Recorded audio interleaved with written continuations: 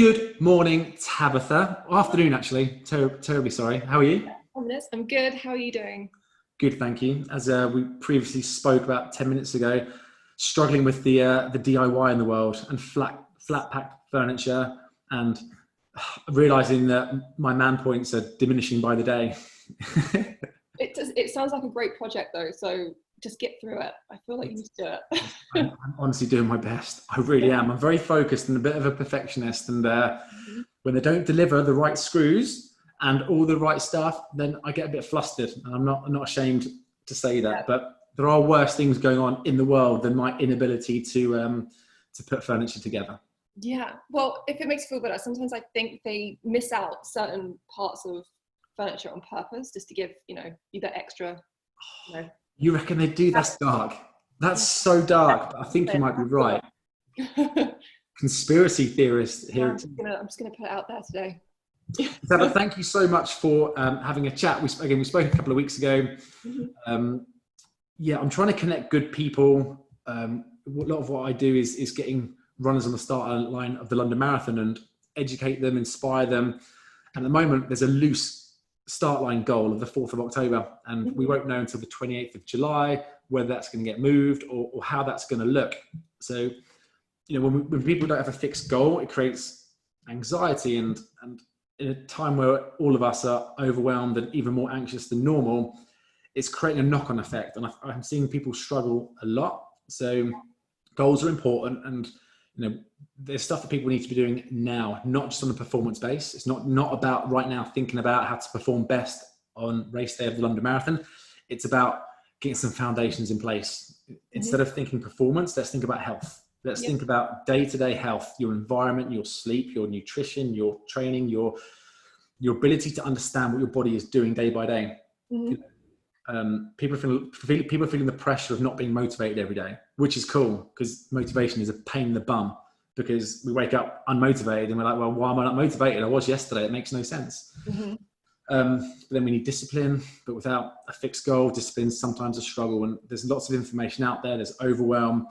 I think people need to dial it back in there, stop consuming so much negativity and things we can't control, and go, right, what are the basic things that I can control, the biggest bang for buck things that I can get control of my life? How can I get the best foundations of rest and recovery and actually have the ability to deal with what's going on at the moment? Because it's my belief that it's going to get a lot worse. I think we've got a time now, those that can coach and educate and support, is to get the message out there, to really focus on foundations right this second. So we spoke last week. I will natter for hours and hours and hours and waffle on, because I'm very passionate about a number of subjects.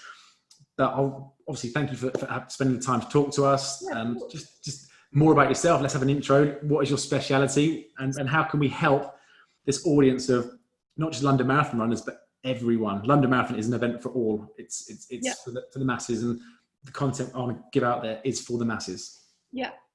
So I agree with you. Firstly, a bit about me. I'm Tabitha, as Phil introduced me. I'm a nutritional therapist. I have a degree in nutritional science, which allows me to have my clinic here in London. But as you can probably guess, I'm seeing a lot of people via Zoom, so it's a lot of this. So now I can see everyone across the world, which is a good thing I'm going to take out of this.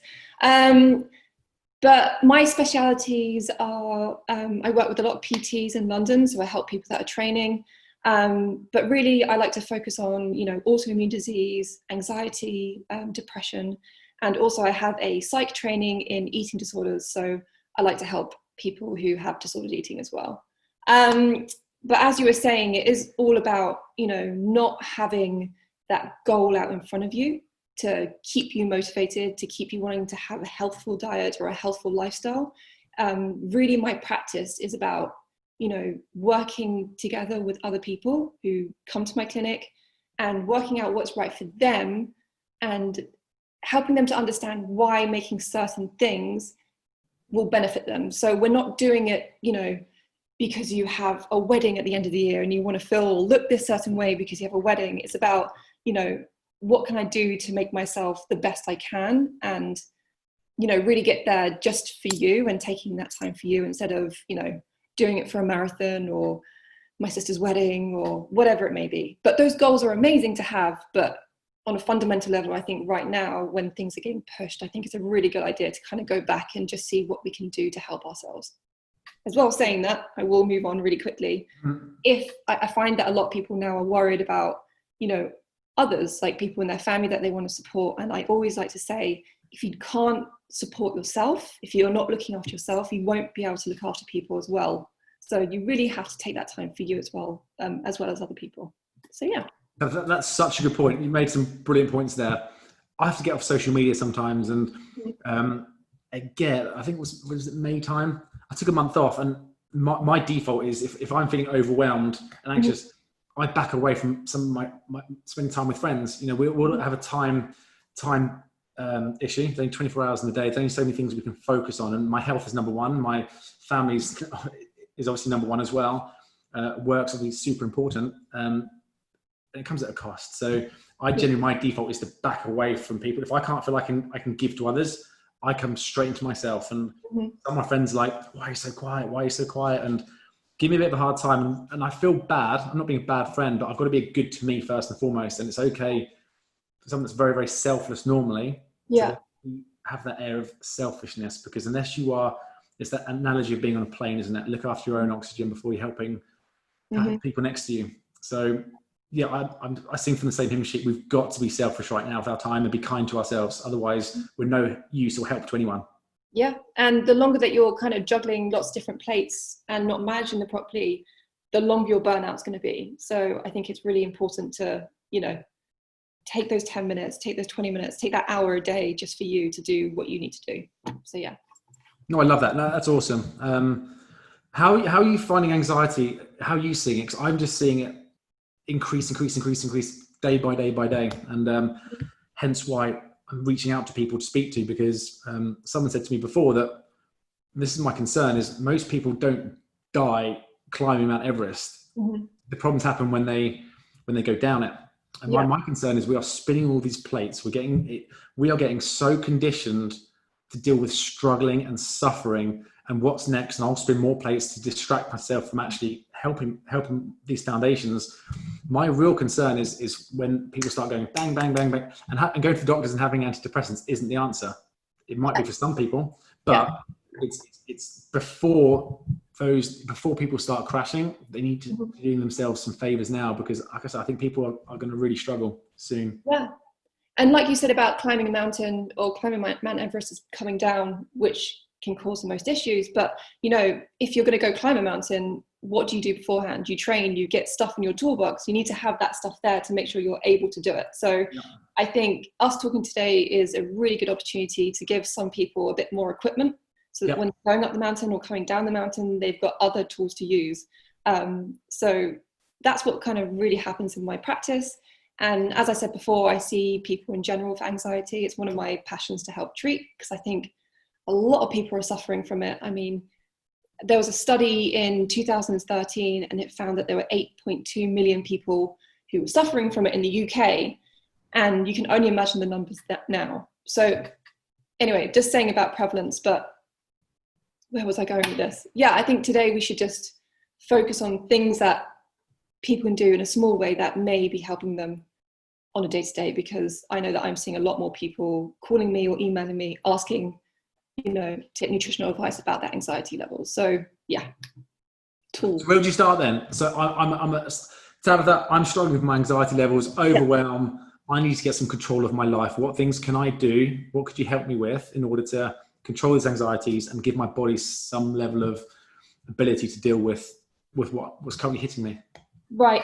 So the first thing that I like to look at when people come into my practice is to look at their food diary, look at how they're structuring their plates, how they're eating on a day-to-day basis. And the first thing I like to focus on is something called blood sugar balance. I'm sure you know as a PT, but I'll just explain it for the viewers.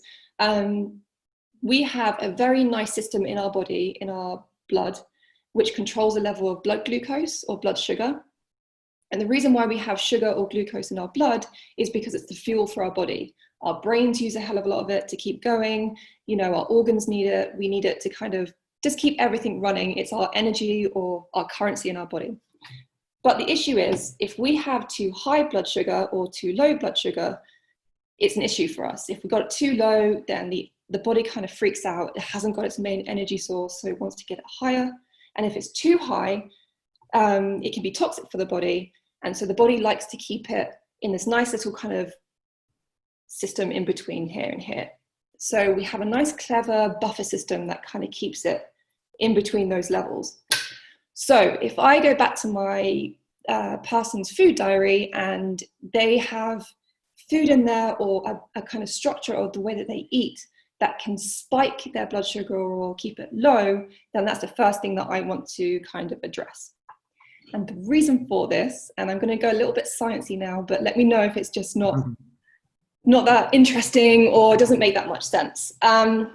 When we eat something like a refined carbohydrate, so that is anything that is stripped of all its nutrients in the manufacturing process. So these things are white rice, white bread, anything that doesn't have its fiber in there, biscuits, that kind of thing. These are really quickly broken down in our stomach and we absorb them really quickly. Now, the issue is when we absorb these quickly, our blood glucose or sugar goes sky high, and our body does that thing where it sends out the alarm. This is too high, this is going to be toxic. So it sends out a hormone called insulin. Now, insulin's great, but when it's too high, we pump out too much because our body's in that alarm system. And what insulin does is it tells our cells to pack away that excess glucose and store it for later use. So if you have too much, we pack away too much and we get low blood sugar. When we get low blood sugar, hope you guys are still with me, our body doesn't want low blood sugar, so it sends out our stress hormone cortisol. So you may have heard of cortisol before. It's our fight or flight hormone. So when we see something scary like a tiger, it helps us run away or it helps us fight it. So it does things like increases our pupils. It, like we're doing now, pumps more glucose into our blood so we're able to have the energy to run away or fight. But the issue is when we're pumping out this cortisol, we get all the other effects. And some of those are those feelings of anxiety. So when someone's constantly spiking their blood sugar and they're spiking their insulin and they get low blood sugar, they will keep getting anxiety-like symptoms because of this pumping out of cortisol. Does that make sense? Completely. No, you've described that beautifully. Thank you. Okay. Sorry for all of that kind of sciencey talk. So to address this, there are a few things that I like to suggest, and they're pretty simple. And I know that when I'm stressed out and I'm grabbing breakfast in the morning, I'm like, I can just add this one thing and it's going to take me 2 seconds and it will help me with my blood sugar and it will start me for the day. So the main thing that I like to put here is protein with every meal. The reason for this is protein slows down the release and the digestion and the absorption of the glucose in your meals. So if you're thinking about it, if you're having breakfast, instead of grabbing your white bread or your white toast with butter, grab some whole grain toast. So that's the kind of seedy brown that you can see the fiber in there, and whack on some peanut butter. That's your protein, and that will slow down that spike. Or, when you're having lunch, have some protein with your lunch, have some chicken, have some oily fish. If you're vegan or a veggie, have some legumes, and do the same for dinner. And this will help slow down at each time that you're eating that kind of spike, and you'll have a more balanced blood sugar. And the same thing goes for fiber. Fiber, when you eat it, it becomes gel-like in your stomach, and it kind of traps all that glucose or sugar in your foods. And again, you absorb it slower and you won't have that spike in blood glucose. Hope that makes sense. So Perfect. That's kind of number one thing to go to when people ask me what they can do nutritionally about that anxiety. And of course, there's loads of other contributing factors. So yeah, again, on your blood sugar, regular eating, don't let yourself get too hungry because, then you'll get your drop in blood glucose and then you'll go and grab things quickly and there will be the wrong things to eat. And that's because your brain's telling you to grab them because it wants more sugar. But yeah, regular eating, protein, fiber with all your meals and snacks. That's my kind of go-to beginning kind of tip. But you can see the vicious circle in all this. Yeah. The vicious cycle that people go through. Comfort, eating's good, eating makes you feel good. And you don't feel great, grab some food. And you're absolutely right. It will be the wrong choices, you know, and normally you can kind of get away with it. At the moment, we really can't. And the knock-on effect it has is massive. So I agree with you. More protein, please. Yeah, but also if you're thinking about people grabbing snacks and biscuits and things when they're feeling low or anxious, there's a reason for that. And I think it's really important to kind of tell people why they're doing it. And it's because of your opioid brain. You know, your opioid brain reacts to really nice sugary things because it gives you that hit and it makes you feel good for that moment. But I think it's important people to understand that when they're grabbing their sugary biscuits over and over again, you know, the response gets weaker and weaker and weaker.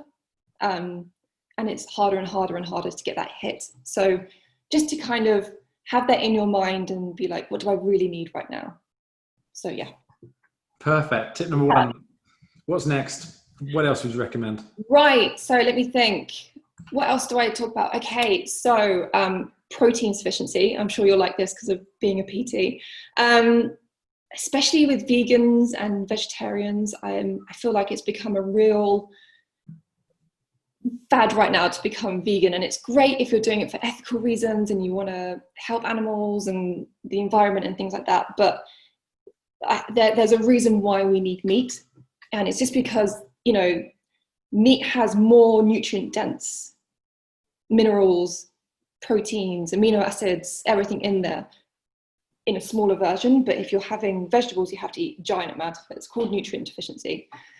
And when it comes to anxiety, I see a lot of vegans come in and just be like, I feel really just down and tired. And the reason for that is they're not eating enough tryptophan. And tryptophan is an amino acid which you can find in meat in an abundance, and it's only in small amounts of food, in vegetables. So they're not eating enough tryptophan. And tryptophan is the precursor or the molecule which helps make your serotonin, which is your happy hormone. And the reason for that is, you know, we can make serotonin in our guts, but it can't go across something called the blood-brain barrier and give you that happy feeling. You need to have your tryptophan to go through your brain and then turn into serotonin in your brain. So I like to kind of make sure that people are having enough protein or the right kind of protein in their diet. So just to be aware, you know, make sure that you're getting correct amount of protein, having it 3 times a day, you know, having a fistful of meat or eggs. And if you're vegan, just make sure that you're having enough, because I know it's very easy for them to miss out the protein. And, you know, have your legumes, eat the right amount of broccoli, that kind of thing. Does that make sense? It does make complete sense. And nutrition's such a minefield. It's such a minefield. And I thought we were about to have a big conversation about the Game Changers documentary, which I'm sure you watched on Netflix, and then the following, you know, this overspill it had on, you know, various podcasts with Joe Rogan, et cetera, et cetera. It's very, very fascinating, very interesting, but you can see how a bit of information can really influence people. So, Oh, I could talk about the Game Changers for ages, but I don't know whether that's the right time. No, and maybe another time. But it's, no, I really want to get into it now. I'm like, oh, it's about healthy eating bias, but okay, never mind. let's breathe. Let's trigger more anxiety. Yeah. Okay. But yeah, meat is good. Just you know, try and shop ethically, go to the right butchers, source the right kind of meat, and hopefully that will help you get over the kind of, you know, ethical issues. That's what I like to do anyway, to shop in the right kind of way. And it doesn't have to be expensive. You know, you can go to your butchers and you can buy in bulk and then freeze some, and that can make it a lot cheaper, because I know a lot of people are worried about money at the moment as well. There's a whole way of kind of doing that. Awesome stuff. Okay, so how do you handle the anxiety and stresses?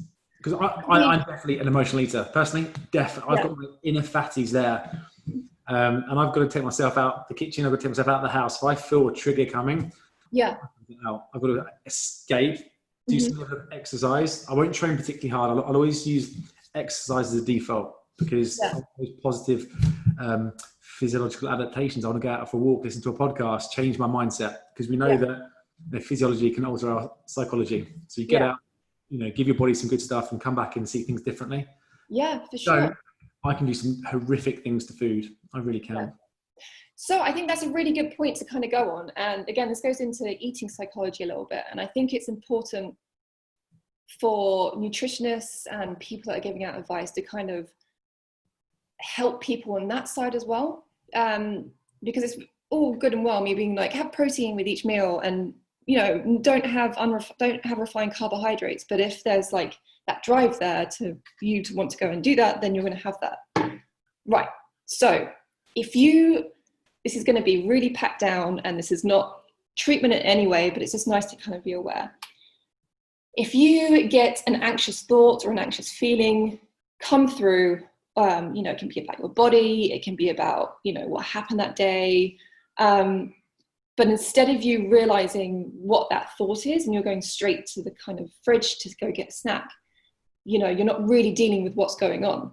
So I like to kind of suggest that when you have that, oh, I need to go get some biscuits because I'm feeling stressed out, is to kind of stop, wait, kind of say to your brain, thank you, brain, for telling me that something's wrong with me. Let me try and think about what really is bothering me before I go and do that. Have a moment, you know, oh, it might have been that conversation with my brother that stressed me out, or it might be that work called me and they're telling me that they're, you know, docking my pay by 10%, or whatever it is, and say, thank you, brain, for letting me know that I'm stressed out about that. Give yourself some self-care that can be, this may sound a bit like, yeah, what's the word? Not really making any sense or kind of fairy-like or hippie-like, but give yourself some self-care, give yourself a hug, you know, go put on your favorite perfume, whatever it is, and then be like, okay, do I want to go get that biscuit now? If you do, go get the biscuit. You know, I'm not saying that all food, you know, you can't go and eat a biscuit, but if you give yourself that moment to kind of understand what you're actually stressed about and thank your body for telling you you're stressed about it, you're kind of dissociating away from it. Do you know what I mean? Completely understand. I think this is a conversation where it's more accepting. Previously, very hippie, talking about, now it's getting more acceptable to talk about our feelings. Yeah. The guy, I didn't even know what feeling was until a few years ago, you know, so yeah. Now it's changing a little bit, and you know, there's stuff on the subconscious mind, and being kind to it is the most powerful thing we have. It's the, you know, once we can understand that being kind to ourselves and really understanding what is going on subconsciously, the effect it has is huge. And just people might listen to this, go, what, thanking myself for thinking about eating a biscuit? Really? Actually, yeah, it's creating that awareness of, you know what, I'm going to have, that's my choice to make.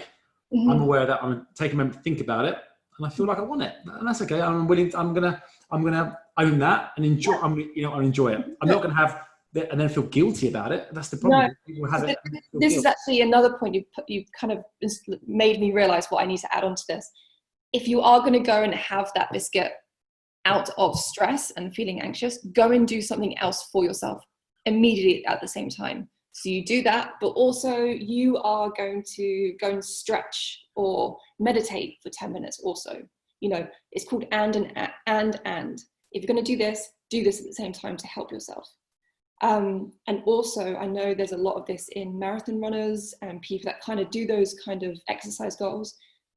Don't punish yourself because you've had the biscuit. Don't do another activity to make up for this activity. Do you know what I mean? You don't have to go and do a 2-mile run because you ate a biscuit. Just have the biscuit. No makeup activity for that. That kind of just, again, we're not nourishing ourselves, we're punishing ourselves. And I don't think there should be any punishment when it comes to stress or just kind of living at this time period. Do you know what I mean? Or any. I completely understand. Completely understand. Yeah. Also, again, we can go in a million different avenues. It's great. If some people get a few takeaways, then we're all good. You know, that's the goal here. It's just to educate and inspire, and the right people will hear the right message at the right time, and that'd be enough just to get them out. You know, get them out of their dressing gown, off the sofa, trainers on, and out the door. And the knock-on effect it has, it can be huge. So. Yeah. And also doing that exercise because you want to do it, not because, you know, you feel like you're being lazy, or, you know, really go out there and enjoy the exercise that you're doing, because, you know, we should be, you know, enjoying that exercise because it causes all those nice endorphins, those happy hormones. You know, we're not gonna, this is my issue with Fitbits, you know, you're going out there and you're not actually exercising, you're looking at how many miles you've run or how your heart rate changed and stuff. But I think we've kind of lost that I'm going out there just to kind of have that experience, that exercise.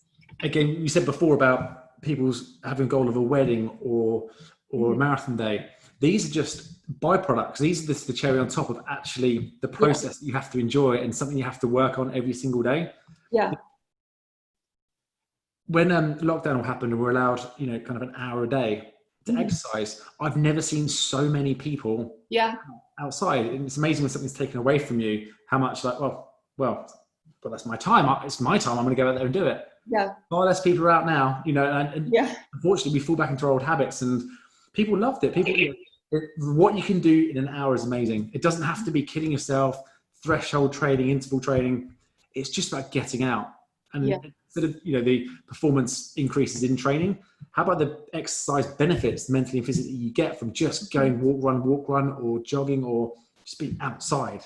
Just feel so much better. Those frustrations that you feel that make you want to eat a biscuit or something else. I love biscuits. They go away.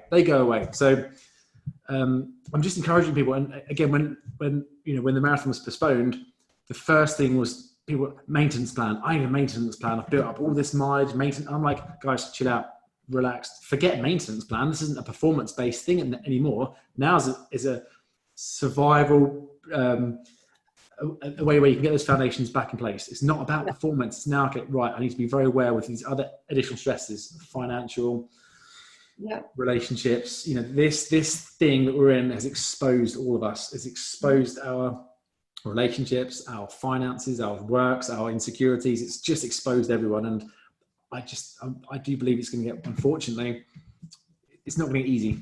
So that's why we just need to be accepting of that and go, right, I'm prevent my crash. What can I do every day? And protein every meal. I love the fact you touched on meditation and reading and just getting out the door. Exercise, fuel your body with oxygen, change your psychology, and it can make a massive difference. Yeah. I know this is probably not the same as your viewers, but I'm not much of a runner. I'm not very good at it and I don't enjoy it, but I really envy it. But I completely agree with you. You need to be getting out. You don't need to be. Well, I think you need to be, actually. I'm going to take that back. Every single day. And it doesn't mean that you have to go for a jog or a run. Like even going out for a nice walk, that will help your body in so many ways. But where was I going with this? Right. So I just wanted to bring up a study about forest bathing. Have you heard about forest bathing? No. Again, it sounds very hippie-like, but I promise there's evidence-based information on this. If you're not wanting to get out and you're not in the mood for a run or something like that, even if you go for a walk in a park or you go to a forested area, if you're lucky enough to have that around you, there's scientific benefits that actually help from being surrounded by nature and trees. And I think it's important for people to know that now. You don't have to be on a maintenance program like you said, but just getting out there, being around nature can really improve your mood scores and reduce anxiety and depression and things like that. So if anyone's interested, just Google forest bathing and I promise you'll have lots of information coming up there. So yeah. But I think you've undersold that. I think a lot of people aren't runners. The majority of people that run the London Marathon, this causes a lot of anxiety. A lot of people don't love running. They don't. They've signed up because the London Marathon isn't just a run. It's the world's largest single-day fundraising event. Also, it's the biggest one-day therapy session I've ever witnessed in my entire life. I've been there every day, every year for the last 10, 12 years. And I'm at the finish line and I see people's bodies change. People's body, when they get down the mile, see the finish line, they've seen this finish line on their televisions for years and years and years and years. And they've accomplished months and weeks and weeks and months and months. And probably in this case, many more months than they would have thought about before. They're taking all this with them on part of their journey. And when they do cross that line, the next time the London Marathon happens, the feeling they'll get when they finish will be the greatest feeling they've ever had because they've let go through all sorts. And that's the beauty of the marathon. And a lot of people listening, watching, they are in their dressing gowns. They're not out there training because they feel like they should be doing a training plan. They shouldn't be because a lot of the training plans are written by people that love running. And that's what the London Marathon isn't for necessarily those that love running. It's for normal people that want to change the world through fundraising, but the same time change their own worlds through this process of self-awareness and self-improvement and self-love and understanding mobility, injury prevention, strength and conditioning, nutrition, sleep, environment, all these things. It's about, okay, what tools can I give myself? Yeah. So when I do cross that line, get that shiny lump of metal around my neck, what can I do next? Yeah. I'm able to do that. What can I next achieve? What have I learned in this process to improve my life and the life of those around me? So yeah, for sure. I think people need to kind of give themselves, even if they haven't done it yet, a pat on the back for just kind of signing up and being ready to kind of do that for the charity that they really believe in, or the experiences that they felt in the past that they feel like they can help others by doing this. And I think, again, I know that this is probably said a lot, but just to be like, let's give themselves some like compassion and reward for, putting themselves out there in that way anyway. Do you know what I mean? I love that. I think I'm not being able to do it this year, if that makes sense. Yeah, definitely. I love that. I think we should buy yourself a new pair of trainers, buy yourself a new running vest. It's going to be hot this summer, so get yourself some summer running gear. Just treat yourself and be kind to yourself and get back to because the one thing is if you don't have motivational discipline, which is understandable at this moment in time, you need a purpose and a real strong why. I can't think of many more stronger purposes or perspective driving things than fundraising for children with cancer or some other really powerful tangible charity, providing mobility for a disabled child or whatever it may be. That gives you purpose because it puts things into perspective. And in a time where all of us are playing a lot of poor me, victim mentality, it helps put things into perspective. Remember why you signed up to do something. Remember why you're doing this. Yeah. Without motivation, without discipline, that single thing of perspective and purpose can do enough to change your mindset, Yeah, totally. And I think we saw quite a lot of that at the beginning of, lockdown initially. We saw people signing up to that list where they could help people or the NHS in any other way. And I think we should continue that through, if we have more spare time at the moment and we're feeling a bit lost and we don't really know what our purpose is, see what you can do for community, see what you can do for food banks or anything like that. I think just kind of keeping that open and get out into your community. And it makes you feel good. Helping people makes you feel good. At the same time, reach out if someone's struggling, reach out to someone close that gets you. Mm-hmm. If you don't, you're preventing them from feeling good by helping you. Mm-hmm. So giving back, fundraising. Again, I just want people to listen to this and go, you know what? I needed to hear that. I need a bit of perspective. I've learned some cool stuff on how I can balance blood sugar and why that's important. I am feeling anxious. You know what? Millions of us are, and that's going to increase. But what small things can we do every single day to either prevent it from happening, managing it from happening? If it is happening, how can we reduce that? Yeah, and I just want to go on the point as well as, being overwhelmed. And if you're taking this point of, Tabitha said something about blood sugar and that means that I need to design all my meals and it's going to be stressful designing my meals and I don't know what to do, is I just want to go back and say, take it easy. I remember when a couple of years ago when I was finishing uni and I had deadlines and I just felt really overwhelmed and I missed meals and didn't have the best kind of diet because I was grabbing things, and I was like, this is my job, what am I doing? Stop. Okay, again, like I said, if I'm going to go grab that apple, I'll make sure I have some nut butter on it, and then I'm kind of making sure in small ways that I'm supporting myself. Take it easy, take it slowly. You don't have to get it right the first time. This is a lifelong kind of design to have, so just kind of add something on every time, see what you can do, see what you can manage, and don't get stressed out if you don't get it right. Or if you don't, you don't have an apple with peanut butter, you have a biscuit instead, just, it's fine. It's all good. That's what I want to add. Love that. What else can we talk about? Because in the future, there's stuff we can talk about, more performance-based things and more hydration, balancing, the need for more sugars when we're training, etc. Recovery, that sort of thing. Anything else that we can give now on controlling stress or anxieties or? Yeah. So again, Phil, you might want to change. Again, I'm a nutritional therapist, not a PT. So if you want to come in here, and just change kind of what I'm saying. But we do have a rule of thumb of not overtraining or having too much of an intensive exercise, especially when you're stressed out.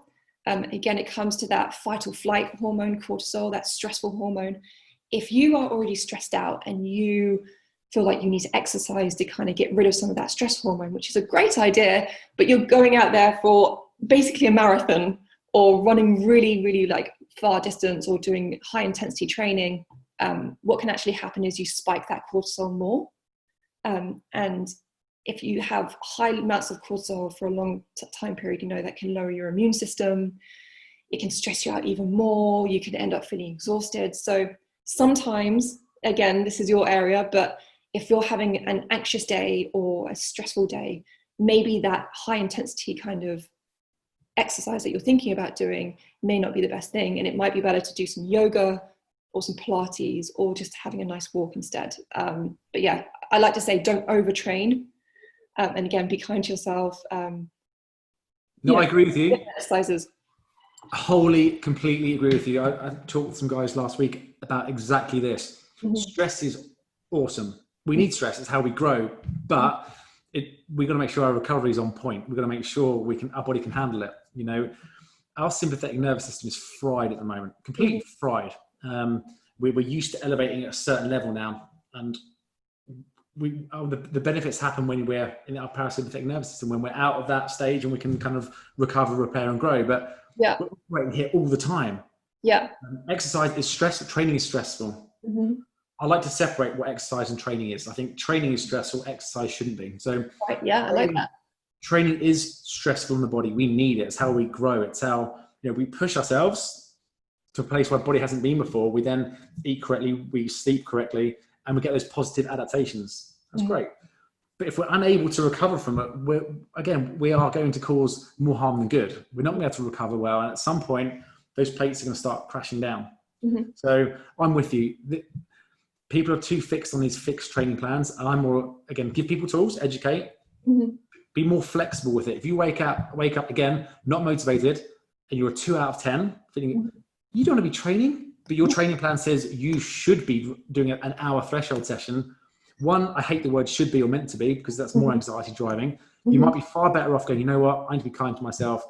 I'm not going to be able to perform my best, which will drive more anxiety. I'm not going to be able to recover from that run. So it's going to be even more, it'll be less beneficial. So I'll be better off, you know what, I need some exercise in my life. I need to change my psychology by getting out, maybe power walk, running. It's all good stuff. You don't have to train hard in this game. Mileage is mileage. It is for the London Marathon runner. Time on feet is time on feet. Whether you walk, run, crawl, it doesn't really overly matter at this stage. It's just getting out. You get equally good benefits from power walking or walk running than you would do an hour. Actually, be much better for you than doing an hour threshold session, elevating your stress levels, your heart rate's pushed, and you're not going to recover. You're not going to sleep well. You're going to be ratty. You're probably going to get injured. But it's weird because we've become like martyrs, and I think people think they have to bash themselves on every single run. And if you're not bright red, sweating, taking a selfie for Instagram, showing the world that you are training hard, then you've let yourself down, or you're doing yourself a disservice. In fact, it's the absolute opposite.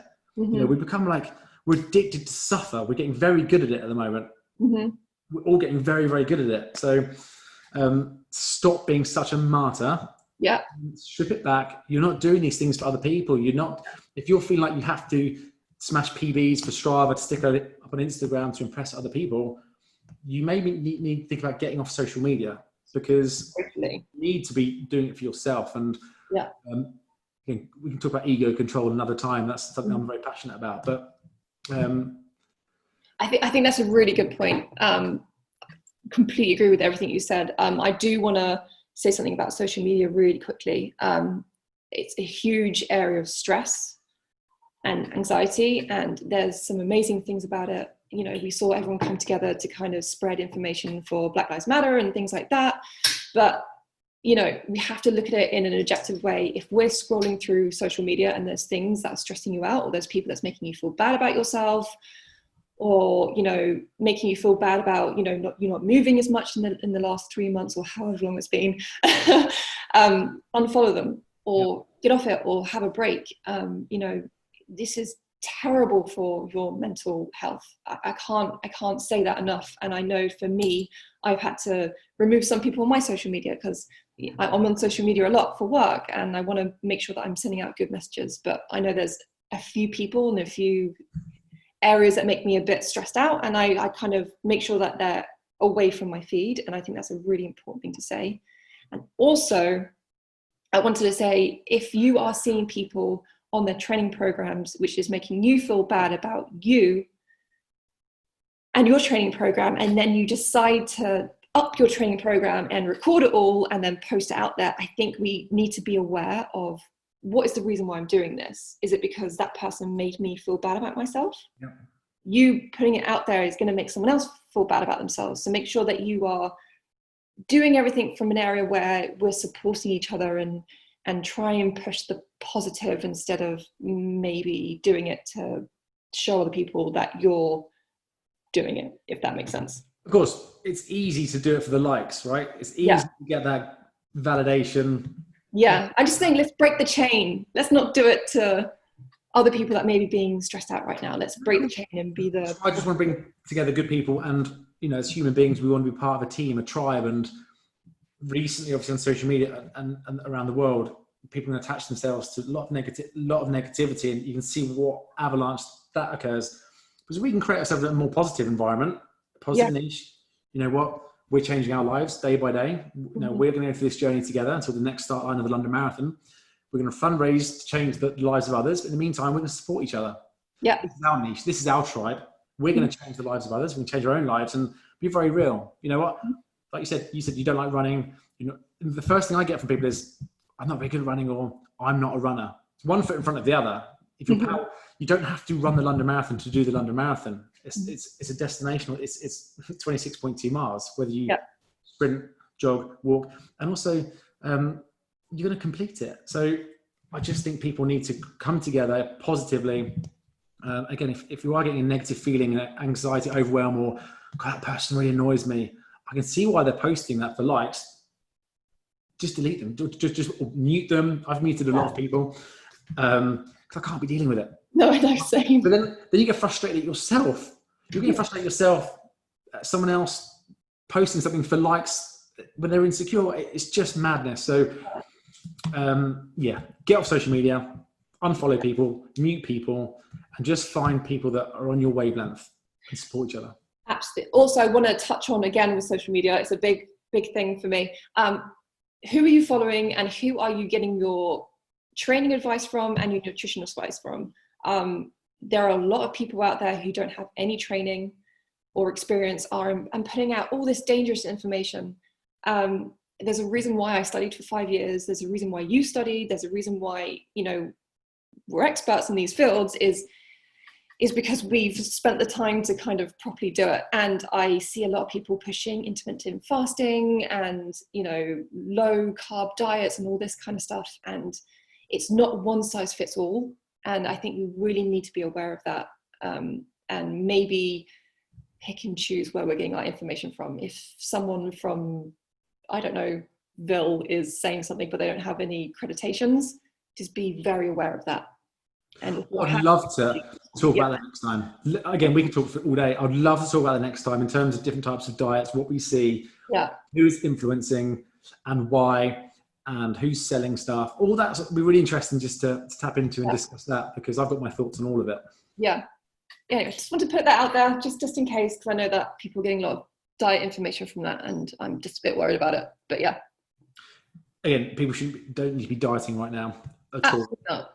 People should be dieting in general. We should be living how we should be living. Anyway, it's different when you're training, but this is another. I'm just going to stop.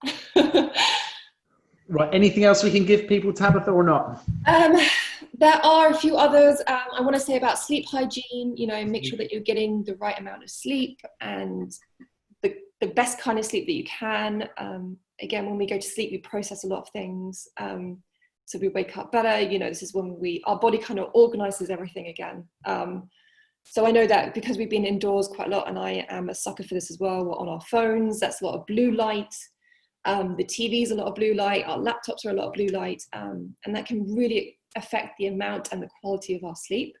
So just be aware of kind of, you know, either get your really lame orange glasses, or just staying away from those blue light sources, you know, reading a book before bed instead, you know, don't have too much sugary foods at night that can keep you awake. Be aware of your caffeine. I don't know about you, but I can't have caffeine after 1 p.m. Otherwise I'm up all night. So be aware of the sources of caffeine in your diet. You know, dark chocolate has caffeine in it. So maybe don't eat it at 10 p.m. just before you go to bed, because it's going to affect the quality of your sleep. So just have good hygiene, sleep hygiene practices. Be aware of, you know, what you're doing later on at night and in the afternoon, and see how that can affect you going to sleep. Because if you're waking up and you're tired, you know, it's just going to have a knock-on effect throughout your day in lots of different ways. I guess it's good why it's important to do a food and a mood diary, right? Food diary, see what you're consuming, looking for patterns of how you're feeling. Absolutely. If you are waking up, then you do look at hygiene. What time are you going to bed? What are you doing before bed? Where's your phone? Yeah. Is it by your bed? Are you reading? How can you improve yourself? There's no one size fits all. Some of us need different amounts of sleep, but it's down to quality rather than necessarily quantity, but both very important. Yeah, I love how you touched on the mood as well as food diary. If you are doing a food diary, definitely whack in the mood of when you're eating it and how you feel afterwards. It's in my food diaries that I give out, and it's just a really nice way of going through it and being like, do you see how this affected this? And it's just a really nice, clear visual for you to kind of look and see how much food does affect you, or the people around you when you eat, or, you know, that kind of thing. Yeah. Loving this. Okay, so sleep hygiene. Sleep hygiene. Talked about protein sufficiency. There is one more. Again, there's so many different reasons for anxiety. It's a bit like a web, but these are just like the tiny things that I can touch on, which is general information. And the last general information that I kind of have is just being aware of your gut bacteria. And I know this is a huge field and there's loads of information out there. But we really want to support our diverse gut bacteria. And the reason for that is, you know, they send off signals in our bodies that kind of can influence our mood. So it's like a bi-directional flow from our brain to our gut, and they influence each other really, really easily. You know, they can stimulate something called your vagus nerve, which goes straight up to your brain, to your stomach. Anyway, these guys in your stomach are really, really important. And I think when we're eating, we need to be aware that we're not just feeding us, we're feeding these guys in our stomach as well. So a way to support diversity in our gut is by eating a wide spectrum of vegetables. We like to say eat a rainbow. And the reason for this is when you have different colored vegetables or foods in your diet, those different colors and different starches will feed different types of bacteria in your gut, and it will influence an environment where different types will like to grow and make homes in there, if this makes sense. So yeah, give them as much food, diversity in those foods as possible. And again, remember their main source of food is fiber. So keeping your fiber levels at a nice, healthy level. So, you know, just making sure you have lots of vegetables with each meal, having, you know, grains, don't be scared of grains, full of starch. And also, you know, eating probiotic foods. So these can be fermented foods like kimchi, but don't eat too much because there's a lot of salt in there. Or having kombucha, things like that. And being aware of eating prebiotic foods. So these are foods which help, again, they're full of fiber, they help feed the bacteria. So things like asparagus and Jerusalem artichokes and things like that. They like to feed off those. What else? Relaxation. You know, don't eat in front of the TV. That can stress you out and actually lowers protective substances in your guts, which help keep them healthy. You know, so taking a breath before you eat, putting a knife and fork down between each mouthful, and just kind of enjoying the experience of eating food and kind of trying to relax in that time period. So yeah, think about your gut bacteria. Those were some points, but just think, eat rainbow. That's how I like it. I agree. No, the gut thing is fascinating. And the one that, again, is very, very current and topical at the moment. It's and rightfully so. I guess we can touch on supplements another time, I guess, in terms of gut health. But yeah, supplements are funny because it again, nutritional therapy is a very specific. You're unique, so it's hard to talk about supplements because not everyone's the same and everyone's on different medications. So yeah, just try and get it all through food. That's what I like to say. Perfect. Okay, my dear, I think we've touched on some wonderful things there. That's almost an hour of nattering. And again, I'm sure we could just chat for many more hours. And I think it's enough food for thought for people for now. Yeah. I know there's a lot of information in there, everyone. Sorry about that. But if you are struggling, get help from a professional. People are there for you. Don't feel like you're on this on your own. So yeah, just wanted to put that out there as well. No, thank you, Tabitha. And there's other things I want to talk about with you going forward. So again, that's an hour of us nattering. Sorry, a lot of information. But it's great that it's useful. Again, if we can help influence a few people, or it's food for thought, or it's what people needed to hear, then great. That's our job. And if we can get out to people, we've got a positive message, then we should share it. We should be, people are in a place of consumption. Let's allow them to consume some better stuff than what they're currently consuming in terms of social media and information stressful overload. So I really appreciate that. And those that you having me motivate me to do a few more bits and pieces now. So thank you so much. And thank you. I will speak to you very soon, Tabitha. Okay. See you later, everyone. Thank you so much. Thank you so much. Right, I'll pause that now. Recording.